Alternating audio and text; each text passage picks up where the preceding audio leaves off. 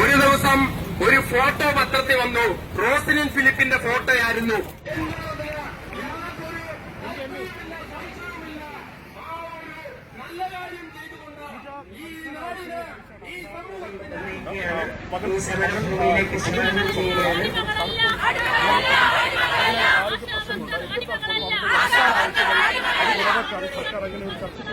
ആത്മാഭിമാനം ഉയർത്തിപ്പിടിച്ചുകൊണ്ട് കഴിഞ്ഞ 14 ദിവസമായി ഇവിടെ അവകാശ പോരാട്ടങ്ങൾക്ക് നേതൃത്വത്തിൽ നാടും നഗരവും വിറകലിച്ചു നിന്നപ്പോൾ മാലാഖമാരെ പോലെയാണ് ആശാവർക്കർമാർ വീടുകളിലേക്ക് കടന്നിരുന്നത്.